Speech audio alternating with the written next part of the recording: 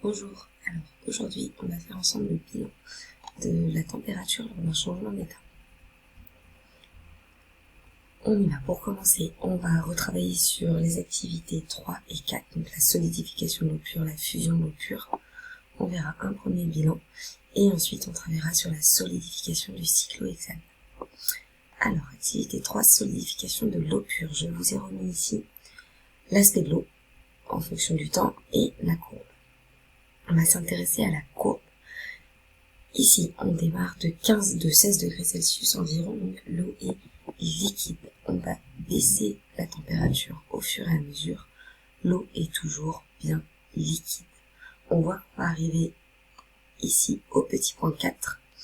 À 4 minutes, on arrive à une température donc de 0 degrés Celsius ici. Et en fait, si on regarde bien, c'est l'apparition du premier glaçon dans le tube. Ensuite, entre les temps 4 et 8, on voit que la température reste à 0 degrés Celsius. En revanche, on voit qu'à l'intérieur du tube, entre les temps 4 et 8, on a bien un mélange d'eau liquide et d'eau solide. À la minute 8, qu'est-ce qu'on observe? On va observer la disparition de la dernière goutte d'eau. C'est-à-dire que là, toute mon eau est bien devenue solide et donc mon mélange réfrigérant va continuer à faire baisser la température de mon glaçon. Donc, entre les temps 1 et 4, l'eau est uniquement liquide. Quand on arrive à la température de 0 degrés Celsius, donc entre les temps 4 et 8, l'eau est un mélange liquide plus solide. Et enfin, une fois que toute l'eau est solide, la température va rediminuer. Le changement d'état a donc lieu entre les temps 4 et 8, lorsqu'on a le mélange d'eau liquide et solide. La solidification se fait ici.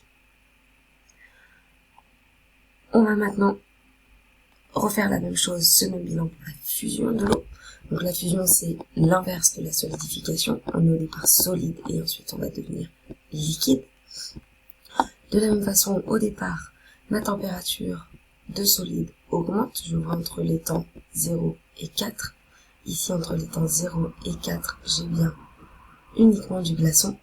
À 4, on voit qu'on commence à avoir un tout petit peu d'eau liquide et c'est donc l'apparition de la première goutte.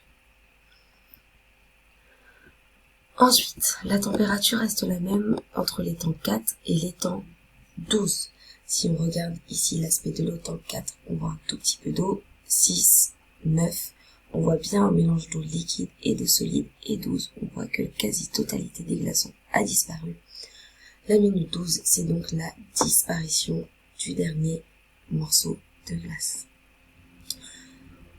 L'eau est bien solide. Une fois qu'elle arrive à 0 degré, entre les temps 4 et les temps 12, on a un mélange solide plus liquide. Et une fois que le dernier glaçon a disparu, la température augmente. L'eau est uniquement liquide.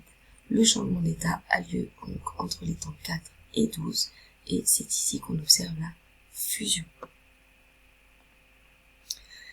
Qu'est-ce qu'on peut conclure du coup de ces deux activités? Première chose, c'est que lors d'un changement d'état, la température reste toujours la même. On voit ici pour l'eau pure que le changement d'état dans les deux cas se fait à la température de 0 degrés Celsius. Un changement d'état, ça se fait au moment où on observe ce qu'on va appeler un palier de température. Ici, le palier est à 0 degrés Celsius pour l'eau.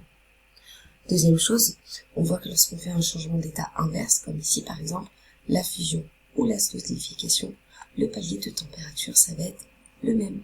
Et donc pour l'eau pure, ce sera 0 degrés Celsius. On a travaillé ici que pour la solidification et la fusion, mais il y a deux autres changements d'état, la vaporisation et la liquéfaction. Je vous ai mis ici l'aspect des graphiques. Alors, pour solidification et fusion, les états mis en jeu, c'est liquide et solide, dans les sens inverses. Vaporisation, liquéfaction, on va parler de liquide et de gaz. Il n'est pas facile de prendre la température d'un gaz, c'est pour ça qu'ici, on ne voit pas le gaz, mais on observe dans les deux cas la même chose. Une température là qui augmente, arriver ensuite à un palier de température. Donc ici, c'est bien la vaporisation, on fait chauffer l'eau, on arrive au palier et ensuite toute l'eau va devenir gazeuse. ou la liquéfaction. On a le gaz au départ, la température diminue, on arrive au palier et ensuite le liquide refroidit.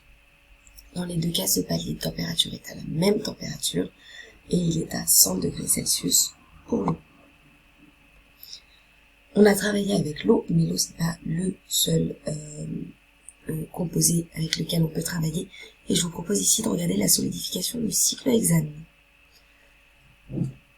Le cyclohexane c'est un liquide incolore à température ambiante, donc on va travailler ici sur sa solidification.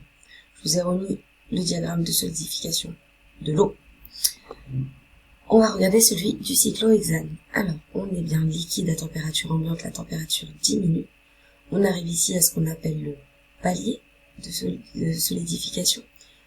Donc ici, on a un mélange liquide plus solide. Et ensuite, une fois que la dernière goutte de liquide disparaît, on a la température qui rediminue.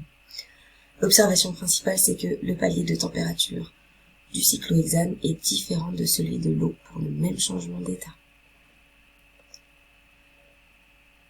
Ce qui nous amène donc au deuxième bilan. Lors d'un changement d'état, on observe toujours un palier de température, par exemple le cyclohexane ou l'eau qui sont des corps purs.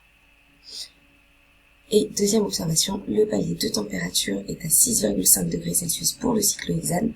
Donc chaque corps pur possède sa propre température de changement d'état. Voilà, j'espère que ça a été assez clair pour tout le monde. Si vous avez des questions, n'hésitez pas. Je vous souhaite une bonne journée.